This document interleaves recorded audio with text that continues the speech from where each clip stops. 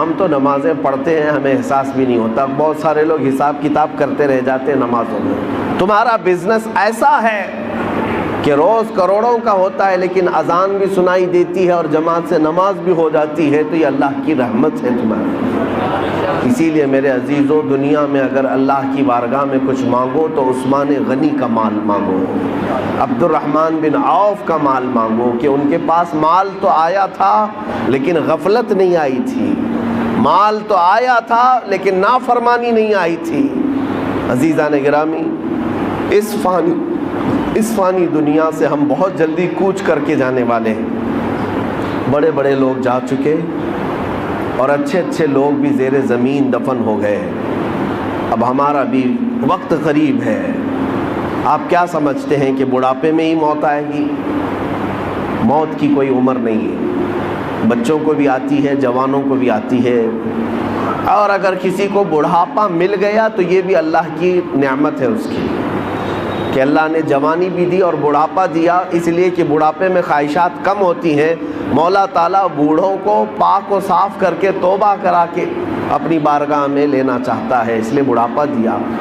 اور ایک روایت میں یہ بھی ہے کہ جس کا اسلام میں بڑھاپا آ گیا اور اس کی داڑھی سفید ہو گئی, رب تعالیٰ فرماتا ہے اسے عذاب دینے میں مجھے حیا آتی ہے. بڑھاپے کو یہ نعمت ہے. لیکن میرے عزیزو, ہر جوان بوڑھا ہو جائے یہ کوئی گارنٹی نہیں ہے, ہر بچہ جوان ہو جائے یہ بھی کوئی گارنٹی نہیں ہے. موت کی اپنی کوئی عمر نہیں. ہم نے زندگیاں جتنی گزارنی تھی گزار لیا, ہم موت سے بہت تیزی سے قریب ہوتے جا رہے ہیں. تمہیں پتہ ہے سیدنا حاتم اصم رضی اللہ تعالیٰ عنہ سے پوچھا گیا, آپ جب نماز پڑھتے ہیں تو آپ کے جسم پر رکت طاری ہوتی ہے, آنکھیں بہنے لگتی ہیں, کیسے آپ نماز پڑھتے ہیں, کیا سوچتے ہیں آپ؟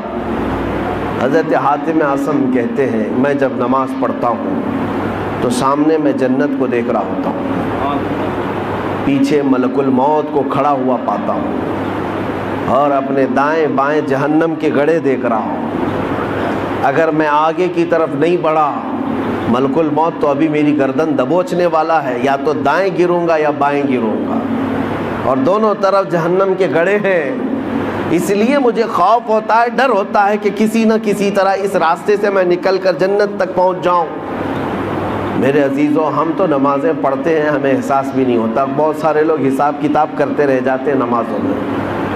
ملک الموت ہر دن ہر گھر پر آ کر ایک بار ضرور جاتے ہیں.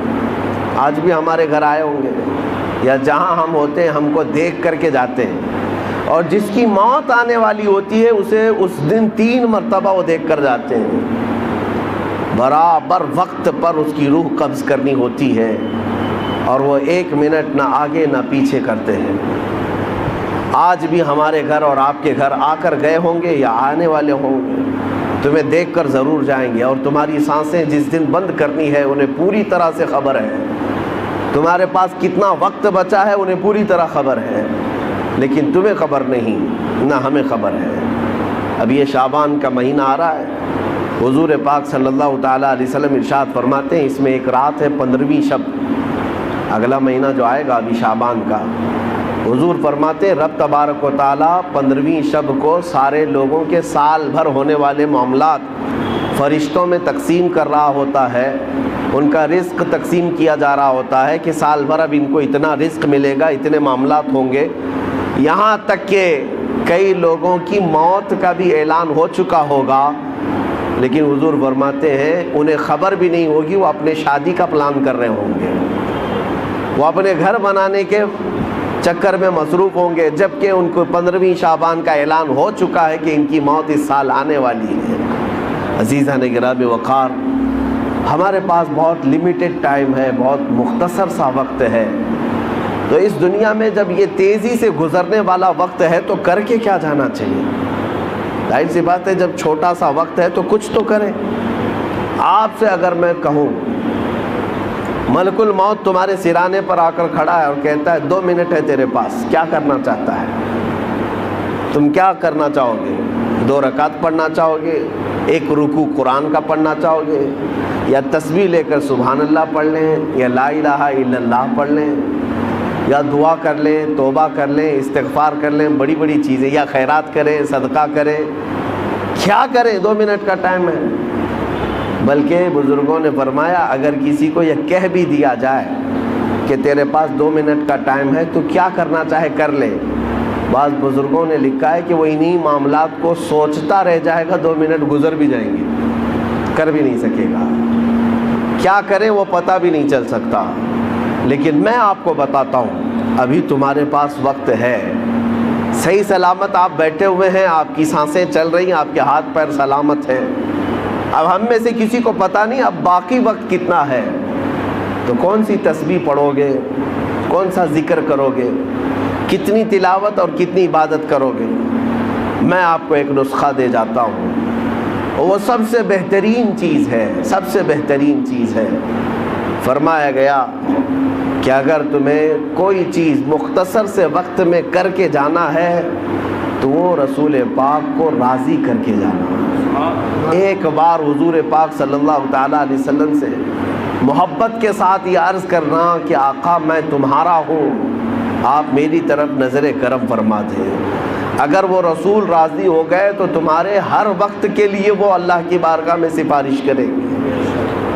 باقی ہماری تسبیح جاتی ہے کہ نہیں جاتی یہ بھی ہمیں معلوم نہیں، کر تو لیا عبادت لیکن قبول ہوتی ہے نہیں ہوتی یہ بھی نہیں معلوم، لیکن اگر اللہ کا نبی راضی ہو گیا تو ہمارے سفارش کے لیے وہ کافی ہو جائے۔ میں آپ کو بتاؤں ایک نوجوان کی زندگی، مدینہ طیبہ میں یہودی لڑکا تھا، ماں باپ دونوں یہودی ہیں، بیٹا 22 سال کا ایک بار مسجد نبوی کے پاس سے گزر رہا تھا، رسول پاک صلی اللہ تعالیٰ علیہ وسلم صحابہ کے درمیان بیٹھے تدریس فرما رہے تھے، انہیں تعلیم دے رہے تھے، اور یہ مسجد نبوی کے دروازے کے باہر سے گزرتے گزرتے ایک بار اس کی نظر حضور پر پڑ گئی۔ نبی پاک صلی اللہ تعالیٰ علیہ وسلم کو دیکھتا کھڑا رہ گیا، اور حضور پاک صلی اللہ تعالیٰ علیہ وسلم کی شیرنی گھولنے والی وہ میٹھی آواز کانوں پر ٹکرانے لگی تو کھڑا سنتا رہ گیا حضور کی آواز، اور کافی دیر تک جب دل میں مٹھاس پہنچی تو گھر گیا۔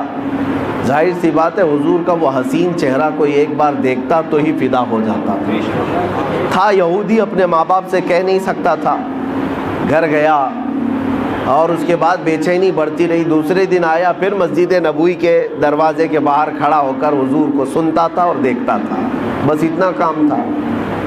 چند دنوں کے بعد کسی نے دیکھ کر کے اس کے ماں باپ کو خبر کر دی کہ تمہارا بیٹا تو محمد کے پاس جاتا ہے صلی اللہ علیہ وسلم، تمہارا بیٹا، تم تو یہودی ہو لیکن تمہارا بیٹا محمد صلی اللہ تعالیٰ علیہ وسلم کو دیکھنے جاتا ہے، ان کی تقریر سننے جاتا ہے۔ تو باپ کو بڑا غصہ آیا اور اس نے پوچھا کیا تو محمد کے پاس جاتا ہے، مسجد نبوی کے پاس جاتا ہے؟ بیٹے نے کہا ہاں ان کی باتیں مجھے اچھی لگتی ہیں، ان کا چہرہ مجھے بڑا اچھا لگتا ہے، لیکن باپ نے سختی کیا کہ آئندہ اگر تو جائے گا تو میں تیرے ساتھ سخت سزا کا معاملہ کروں گا، لیکن یہ محبت ہوتی ایسی ہے، اور وہ بھی میرے مصطفیٰ سے ہوئی۔ اس زمانے کے ہم نے واقعات دیکھے ہیں، ساری دنیا کو صحابہ نے چھوڑ دیا مگر چہرے رسول کو کبھی نہیں چھوڑا۔ اس نوجوان کے ساتھ بھی یہی ہوا، 2 دن گھر میں رہا، تیسرے دن پھر نکل کر کے آیا، مسجد نبوی کے باہر کھڑا حضور کو دیکھتا رہا۔ باپ آیا ڈھونڈتے ہوئے، دیکھا جب حضور کو یہ چھپ کر کے دیکھ رہا ہے، وہیں سے پکڑ کر لے گیا اور اپنے گھر پر لے جا کر زنجیریں باندھ کر قید کر دیا، قید کر کے رکھا، مارا توڑا، اور کہا کہ آج کے بعد سے گھر سے باہر نہیں جا سکتا۔ اب گھر کے اندر قید تھا، چند دنوں کے بعد بیمار ہو گیا۔ ظاہر سی بات ہے کسی محبوب کو اس کے محب سے، یا کسی محب کو اس کے محبوب سے جدا کر دیا جائے، یہ بیماری بہت بڑی ہو جاتی ہے۔ وہ تڑپتا رہ گیا اور بیمار ہو گیا، کمزوری آ گئی، باپ نے زنجیریں کھول دیں، لیکن گھر سے باہر نکلنے نہیں دیا جاتا تھا، گھر کے اندر ہی قید رہتا۔ پھر یہ بیماری اتنی بڑی جس کو فاضل بریلوی نے کیا کہا ہے، جان ہے عشق مصطفیٰ، روز فضوں کرے خدا، جس کو ہو درد کا مزہ ناز دوا اٹھائے کیوں۔ یہ ایک درد ایسا ہے محبت کا کہ اس میں روز درد اور بڑھتا رہے، اس محب کو اور مزہ بھی آتا رہے۔ ایک دن ایسا آیا کہ اس کی بیماری اتنی بڑھ گئی کہ وہ بستر سے اٹھ بھی نہیں سکتا تھا، چل پھر نہیں سکتا تھا۔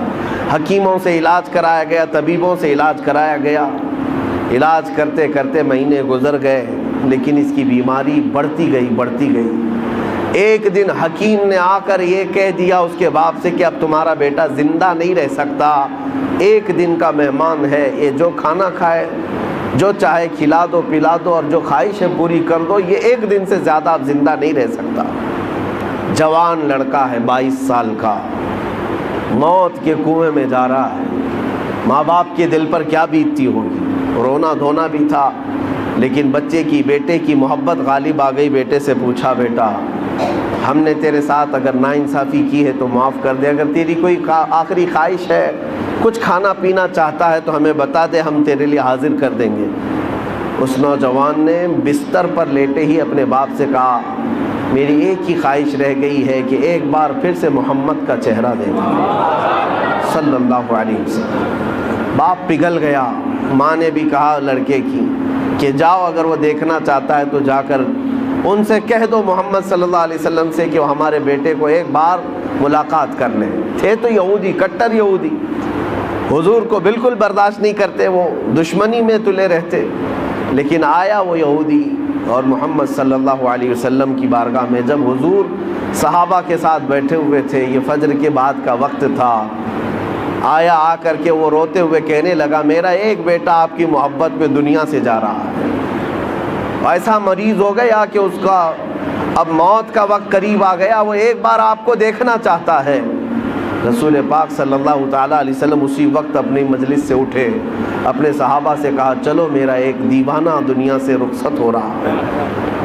نکل کر کے میرے آقا اس یہودی کے گھر آئے، بستر پر لیٹا ہوا وہ بیمار 22 سال کا نوجوان جس کے جانے کا وقت قریب تھا، سانسیں اکھڑ رہی تھیں۔ حضور سیدھے اس کے سرانے کے پاس جا کر بیٹھتے ہیں اور اس کا سر گردن کی طرف ہاتھ دے کر کے اٹھاتے ہیں تو پورے جسم میں اس کے گرمی دوڑ جاتی ہے۔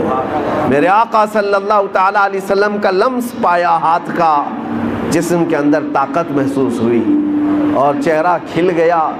دیکھا، آنکھیں بھر کر کے حضور کے چہرے کو مسکرانے لگا اور کہا کہ میری زندگی وصول ہو گئی، میری زندگی وصول ہو گئی۔ یہ کہتا رہا، میرے آقا نے حضور پاک صلی اللہ تعالیٰ علیہ وسلم کی اتنی بات پر وہ زور سے کلمہ پڑھا اور حضور کی گود میں سر رکھ کر کے اس کی روح پرواز کر گئی، انتقال کر گیا۔ عزیزان گرامی، لیکن مقام کیا پایا جانتے ہیں؟ صحابیت کا مقام، صحابیت کا مقام۔ صحابی کہتے کسے ہیں؟ غوث اعظم عبد القادر جیلانی رضی اللہ تعالیٰ عنہ سے پوچھا گیا، صحابی اور غوث کے مقام میں کیا فرق ہے؟ آپ فرماتے ہیں غوث اور صحابی کی بات کرتے ہو؟ صحابی رسول جن گھوڑوں پر بیٹھ کر جہاد میں جایا کرتے، ان گھوڑوں کے ٹاپ کے نیچے سے جو دھول اڑتی تھی، غوث وہاں بھی نہیں پہنچ سکتا، وہاں تک بھی نہیں پہنچ سکتا۔ اب اندازہ کرو، جو چند لمحوں میں میرے آقا کا دیدار کیا اور غوث سے بھی بڑا مقام پا گیا، کس وجہ سے؟ اسی لیے میں نے اس واقعے کو اس لیے عرض کیا کہ اگر کسی کے پاس زندگی میں تھوڑا سا وقت باقی ہے، تھوڑا سا وقت باقی ہے، اور اگر اسے کچھ کرنا چاہیے تو صرف اتنا ہے، آج لے ان کی پناہ، آج مدد مانگ ان سے، آج لے ان کی پناہ، آج مدد مانگ ان سے، کل نہ مانیں گے، قیامت میں اگر مان گیا۔ اعلیٰ حضرت نے فرمایا پھر قیامت میں تو ہر کوئی حضور کو ماننے لگ جائے گا، جو مقام و مرتبہ وہاں پر دیکھے گا ہر کوئی کہے گا یہ میرے آقا ہیں، لیکن کمال یہ ہے اے مومن، آج تو ان کے قدموں میں آ جا، آج تو ان کا ہو جا۔ ہمارے پاس مختصر سی زندگی بچی ہے میرے عزیزوں، دنیا کو ہم الوداع کہنے والے ہیں، نہ جانے کتنے جنازے ہم نے اٹھائے اور کتنی قبروں میں ہم نے لوگوں کو دفن کیا، ہم نے اپنی آنکھوں سے دیکھا اور کتنے لوگوں کو مٹی بھی دیا۔ کیا یہ حقیقت نہیں ہے کیا یہ حقیقت نہیں؟ قرآن یہ کہتا ہے الہاکم التکاثر حتی زرتم المقابر۔ اللہ تعالیٰ فرماتا ہے یہ دنیا کی ہر چیز کی کثرت نے تمہیں غافل کر رکھا ہے، مال کی کثرت، کھانے کی کثرت، پہننے کی کثرت، اولاد کی کثرت، مرتبوں کی کثرت، خواہشات کی کثرت، یہ زیادتی نے تمہیں غافل کر رکھا ہے، اور اس غفلت سے اگر آزاد ہونا ہے رب تعالیٰ فرماتا ہے جاؤ قبروں کو دیکھاؤ، حتی زرتم المقابر، یہاں تک کہ تم قبروں کو دیکھاؤ۔ کیوں قبروں کو دیکھنے کا حکم دیا گیا؟ جا کر دیکھنا وقت کے بڑے بڑے پیسے والے وہاں پر لیٹے ہوئے ہیں، وقت کے بڑے بڑے لیڈر جو تھے وہ بھی لیٹے ہوئے ہیں، جن کی پہلوانی کے چرچے ہوا کرتے تھے وہ بھی زیر زمین دفن ہے، اور زیادہ دن تک نہ جسم سلامت ہے نہ چہرہ سلامت ہے۔ قبروں میں جانے کے بعد اکثر تو کیڑے مکوڑوں کی غذا بنا دیے جاتے ہیں۔ میرے عزیزو، ہمارے ساتھ بھی اس دنیا سے جانے کے بعد ایک نئی زندگی کا سامنا کرنا ہے۔ کبھی تم سوچتے ہو آج 10 بائی 10 کے روم میں ہمیں نیند نہیں آتی، ایک چوڑے اور لمبے پلنگ پر ہاتھ کسی سے ٹکرائے تو ہماری نیند میں خلل ہوتا ہے، لیکن جس دن ہمارے عزیز ہمیں کفن میں باندھ کر چھوٹی سی قبر میں سلا کر کے آتے ہیں، کروٹ لینے کی بھی جگہ نہیں ہوتی، نہ ہمیں تکیہ دیا جاتا ہے، نہ چادر دی جاتی ہے، نہ چٹائی بچھائی جاتی ہے، کچھ نہیں، اور ننگی زمین پر لٹا کر کے ہمیں، اور وہ بھی مٹی کا ڈھیر ڈال کر کے آ جاتے ہیں۔ کبھی احساس کیا اب کتنے دن کے لیے تمہارے گھر والے سلا کر کے آ رہے ہیں یہ بھی تمہیں پتہ ہے؟ میاں 1 دن کے لیے، 2 دن کے لیے، 3 دن کے لیے ہم میں سے کسی کو پتہ نہیں جب ہمیں دفن کر کے آتے ہیں اگلے 500 سال سونا ہے کہ 600 سال سونا ہے، لیکن سونا اسی میں ہے۔ اور حالات کیا ہوں گے، حالات کیا ہوں گے پتہ ہے؟ بزرگوں نے فرمایا جب تمہارے اہل خانہ تمہیں دفن کر کے جاتے ہیں تو 3 دن نہیں گزرتے کہ تمہاری ناک سے اور کان سے اندر کی چیزیں باہر آنا شروع ہوتی ہیں، ہمارے پیٹ کا گودا باہر آنا شروع ہو جاتا ہے، اور 8 دن نہیں گزرتے کہ پیٹ پھٹ جاتا ہے، انتڑیاں باہر نکل آتی ہیں، تعفن ہو جاتا ہے قبر کے اندر، اور اچانک مٹی سے کیڑے پیدا کر دیے جاتے ہیں جو جسم کے ان اعضاء کو کھانے لگ جاتے ہیں۔ 40 دن گزرنے کے وقت اس کے جسم کا گوشت تک کھینچ لیا جاتا ہے۔ میرے عزیزو، یہ ہماری حقیقت ہے، یہ ہماری حقیقت ہے۔ میں کبھی کہتا ہوں نوجوانوں سے جو جیم میں جا کر اپنی باڈی بنانے میں گھنٹوں صرف کرتے ہیں، اپنی باڈی بنانے میں، اپنا چہرہ بنانے میں، تمہیں پتہ ہے مولا کائنات علی مرتضیٰ رضی اللہ تعالیٰ عنہ ایک دن قبرستان گئے اور قبر والوں کو سلام کیا، السلام علیکم یا اہل القبور، اور پھر پوچھا ہے قبر والے تمہارا کیا حال ہے؟ آپ کے ساتھ ایک تابعی حضرت سعید ابن مسیب تھے، وہ کہتے ہیں میں حضرت علی سے پوچھ رہا تھا کیا یہ قبروں والے آپ کو جواب دے رہے ہیں؟ حضرت علی کہتے ہیں ہاں وہ قبر والے جواب دے رہے ہیں، میں سن بھی رہا ہوں۔ یہ سب کے بس کی بات تو ہے نہیں۔ اس کے تھوڑی دیر کے بعد حضرت علی رونے لگ گئے، آنکھیں بھیگ گئیں۔ ان کے ساتھ موجود تابعی نے پوچھا کہ کیا جواب دیا قبروں والوں نے؟ مولا کائنات حیدر کرار شیر خدا رضی اللہ تعالیٰ عنہ فرماتے ہیں میں نے ان سے پوچھا تو قبروں والے کہتے ہیں اے علی ہمارا کیا حال پوچھتے ہو؟ جس چہرے کو ہم گھنٹوں سجایا کرتے تھے اس چہرے پر اللہ نے بچھو چھوڑ دیے اور وہ ہمیں ڈنک پہ ڈنک مارتے ہیں۔ جن بالوں کو ہم بار بار سجایا کرتے تھے ان میں خون اور پیپ بھر دیا گیا ہے۔ ہمارے جسم کے اوپر سے چمڑیاں ادھیڑ دی گئی ہیں اور گوشت کی سڑن پیدا کر دی گئی ہے، اور وہ قبروں والوں کے حالات حضرت علی سنتے سنتے رونے لگ گئے۔ وقت کے صحابی داماد رسول قبر کے ذکر سے رو پڑتے تھے۔ میرے عزیزو، آج ہماری کیا حالت ہے؟ ہماری آنکھیں تک نہیں بھیگتی، ہمارا دل تک موم نہیں ہوتا، خواہشات نے ہمیں اتنا مصروف کر دیا ہے کہ اپنا آخری سفر بھی بھول بیٹھے، جبکہ تمہیں پتہ ہے تم ہماری تقریر سنو یا نہ سنو، کسی کا بیان سنو یا نہ سنو، تمہیں تو موت آنی ہے اور تمہیں لے جایا جائے گا۔ اس بات کو مانو یا نہ مانو، تمہارے نہ ماننے سے، تمہارے انکار کرنے سے تمہاری موت کے آنے میں کوئی فرق نہیں پڑے گا۔ موت تو آنا ہے، تم 1000 اختلاف کرو مجھ سے، 1000 مجھے گالیاں دے لو، لیکن موت تو آنی ہے میرے عزیز، موت تو آنی ہے۔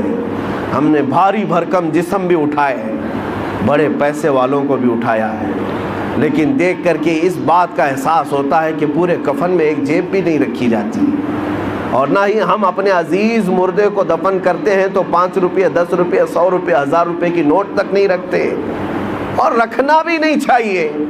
لیکن مومنوں کا یہ عقیدہ ہے کہ ہم ایک سکہ بھی قبر میں اپنے باپ کو نہیں دیتے۔ کیوں؟ سب کو پتہ ہے کہ یہاں یہ سکہ نہیں چلنے والا، یہ دوسری دنیا ہے، یہاں انصاف دوسرا ہوگا، یہاں ملائکہ آئیں گے اور وہ نہ رشوت لینے والے ہیں اور نہ سفارش تمہاری لینے والے ہیں۔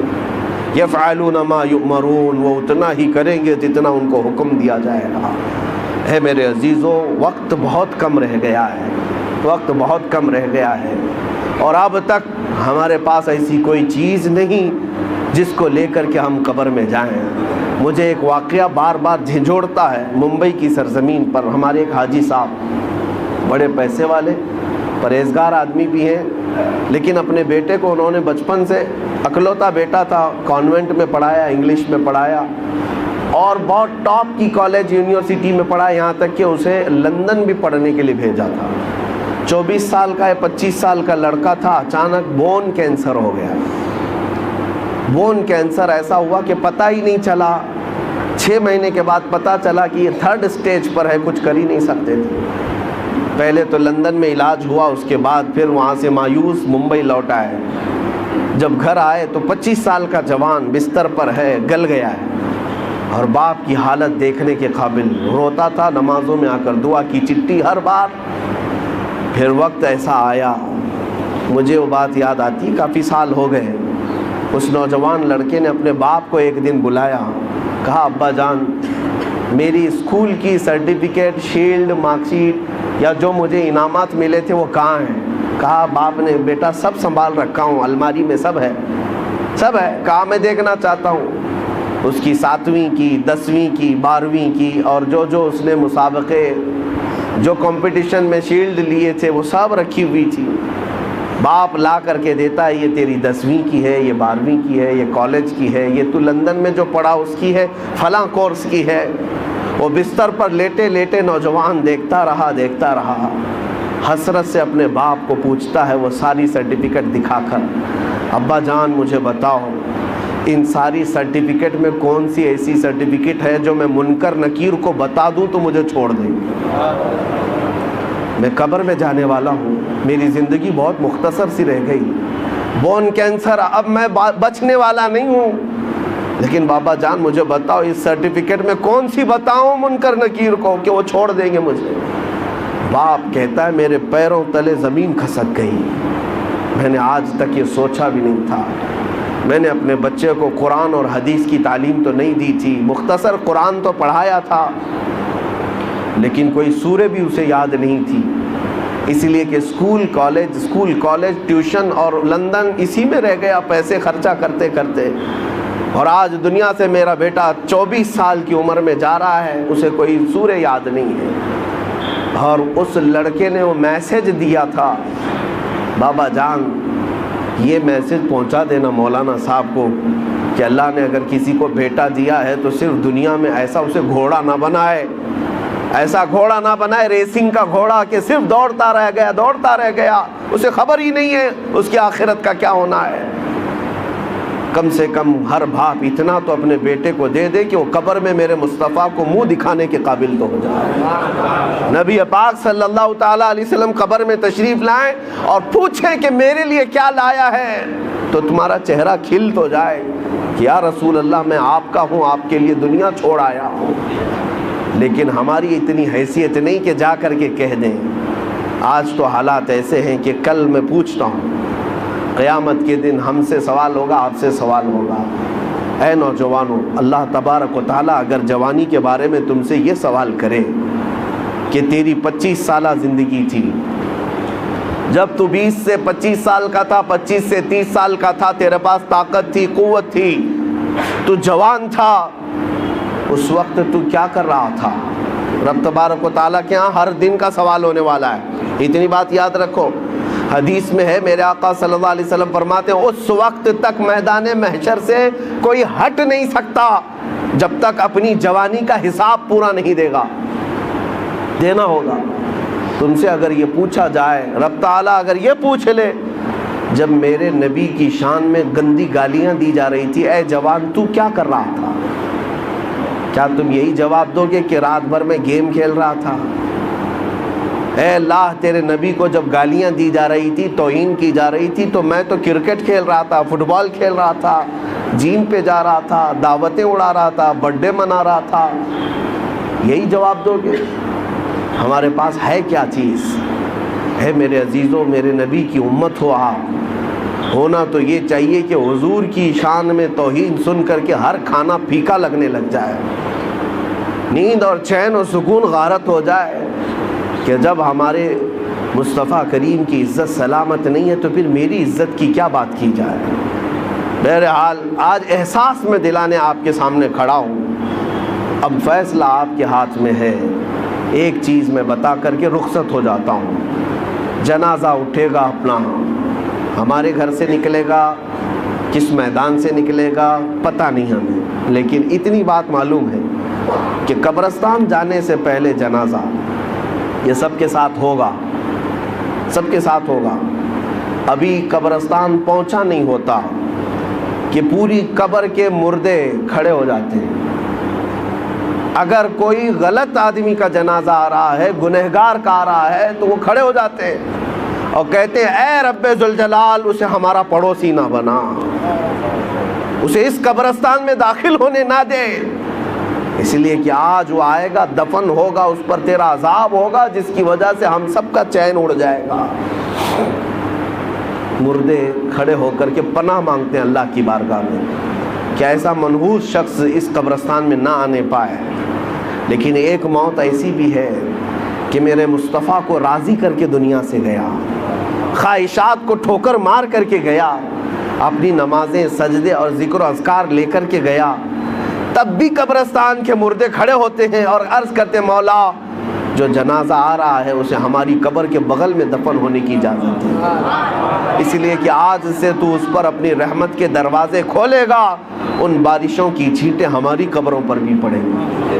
فیصلہ تمہارے ہاتھ میں ہے کس جنازے میں لیٹ کر جانا چاہتے ہو. فیصلہ تمہارے ہاتھ میں ہے کہ لوگ تمہارا استقبال کریں یا تم سے پناہ مانگیں. اور اتنی بات نہیں، اس مسجد میں آج نماز پڑھنے آئے ہو، سجدہ کر کے جاؤ گے. پتہ ہے آپ کو یہ بھی روایت میں ملتا ہے کہ جس دن تمہارا انتقال ہوگا مسجد کا وہ ٹکڑا تمہاری جدائی میں رونے لگ جائے گا. جہاں تم سجدہ کرتے تھے اللہ کی بارگاہ میں روتا ہے کہ مولا کیا وہ بندہ چلا گیا جس کے سجدوں سے مجھے سکون تھا. آسمان کا وہ دروازہ جس سے تمہارا رزق اترتا تھا، وہ دروازہ تمہاری جدائی کے غم میں روتا ہے کہ مولا وہ بندہ چلا گیا جو تیرا ذکر کرتا تھا. لیکن ایک بات یہ بھی یاد رکھو، جنہوں نے گناہوں سے اس زمین کو لال کر دیا ہے، اپنی نافرمانی سے دھبے بٹھا دیے ہیں زمین پر، کبھی نشہ کے ذریعے سے، کبھی زنا کے ذریعے سے، کبھی چوری کے ذریعے سے، اپنی خواہشات سے اس زمین کو رنگیلا کر دیا. جس دن اس کی موت ہونے والی ہے زمین کے وہ سارے حصے اللہ کی بارگاہ میں کہتے مولا تیرا شکر ہے اس بوجھ کو تو نے ہم سے دور کر دیا، اس بوجھ کو تو نے ہم سے ہٹا لیا، تیرا شکر ہے.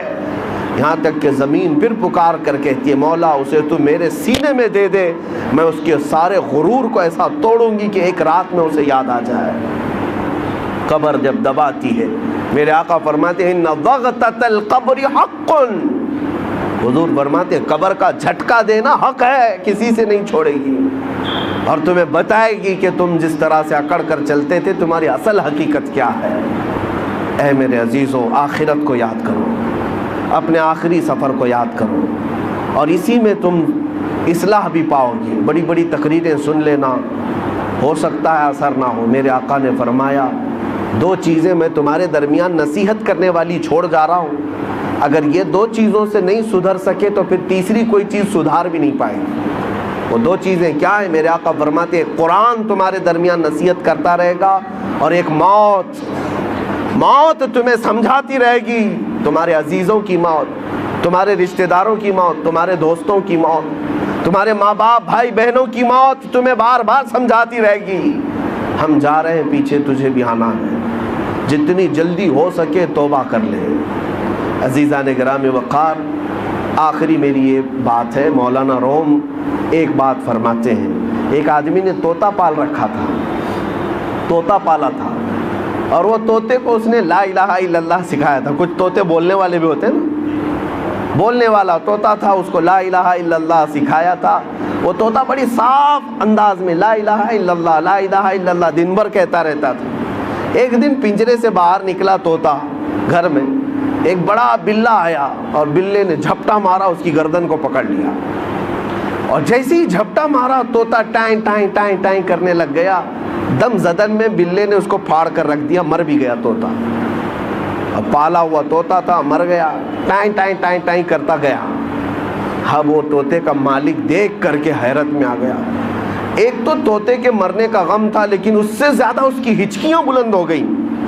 لوگ آئے کہنے لگے ایک طوطے کی موت پر اتنا کیا غم کرتا ہے، دوسرا طوطا پال لے، اسے سکھا دے، پھر وہ بولے گا۔ اس نے کہا طوطے کی موت اور طوطے کا پالنا یہ اہم بات نہیں، توجہ چاہتا ہوں۔ وہ کہتا ہے میں نے اس کو لا الہ الا اللہ سکھایا تھا، بولتا تو تھا لا الہ الا اللہ، لیکن جب بلے نے پنجہ مارا اس پر تو اس وقت میں نے دیکھا طوطا اپنی اصلی آواز نکالنے لگا، ٹائیں ٹائیں ٹائیں ٹائیں۔ کاش جس وقت طوطے کو بلے نے پکڑا تھا اس وقت وہ لا الہ الا اللہ بول رہا ہوتا، جب وہ ختم ہی ہو چکا تھا۔ اب وہ شخص کہتا ہے مجھے اس طوطے کی موت کو دیکھ کر ڈر آنے لگ گیا۔ ہم تو زندگی بھر کہتے ہیں، لیکن ملک الموت جس وقت پنجہ مارے روح نکالنے کے لیے، کہیں ایسا نہ ہو کہ لا الہ الا اللہ بھول کر کوئی اور آواز نکلنے لگ جائے۔ یہ ہوتا بھی ہے، ہوتا بھی ہے۔ کئی لوگوں کی زبان سے کفریہ جملے نکل جاتے ہیں، کئی لوگوں سے گندی گالیاں نکل جاتی ہیں موت کے وقت فرشتے کو دیکھتے ہی، اسی لیے ان کی موت برے انجام کے ساتھ ہوتی ہے۔ اللہ تبارک و تعالیٰ اچھی موت عطا فرمائے۔ من کان آخر کلامہ لا الہ الا اللہ دخل الجنہ، میرے آقا نے فرمایا جس کا آخری کلمہ لا الہ الا اللہ ہوا، اللہ تعالیٰ اسے جنت میں داخل فرمائے۔